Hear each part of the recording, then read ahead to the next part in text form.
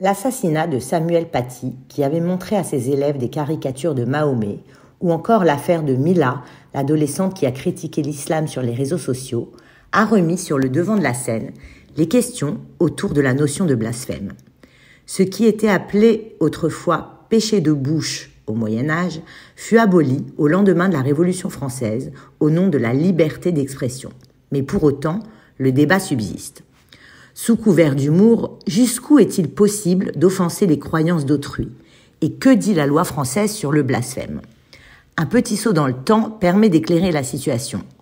Si le blasphème n'est pas une notion juridique, le droit de l'exercer est consacré par la loi de 1881.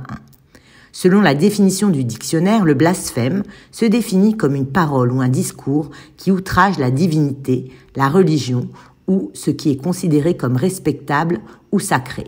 Le terme blasphème lui-même est un terme religieux, ce n'est pas une notion juridique. La France est une république laïque et dans ce cadre, le droit ignore effectivement le délit de blasphème. En revanche, il est amené à l'envisager sous l'angle de la liberté d'expression et des limites qui peuvent y être apportées.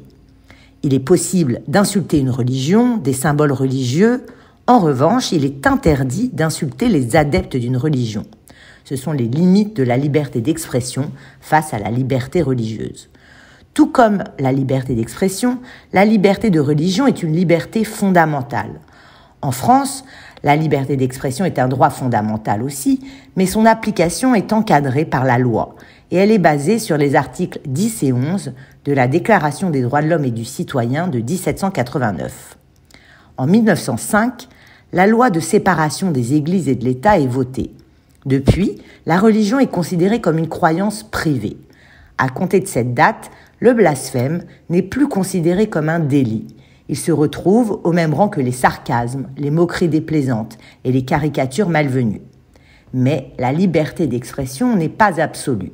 Il est condamnable par exemple de diffamer et injurier les personnes, ou d'inciter à la haine en raison de sa race, son ethnie ou sa religion, ou encore le délit de négationnisme est punissable.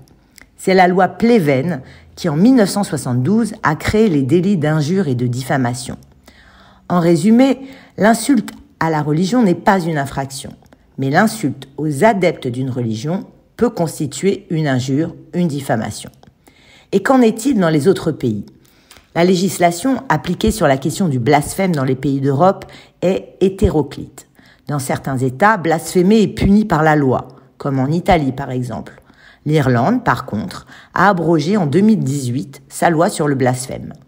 Pour conclure, en se fondant sur la liberté d'expression, un droit fondamental, blasphémer ou critiquer une religion n'est pas un délit en France. Par contre, il est interdit d'injurier une personne pour sa religion ou son appartenance ou non à une religion déterminée.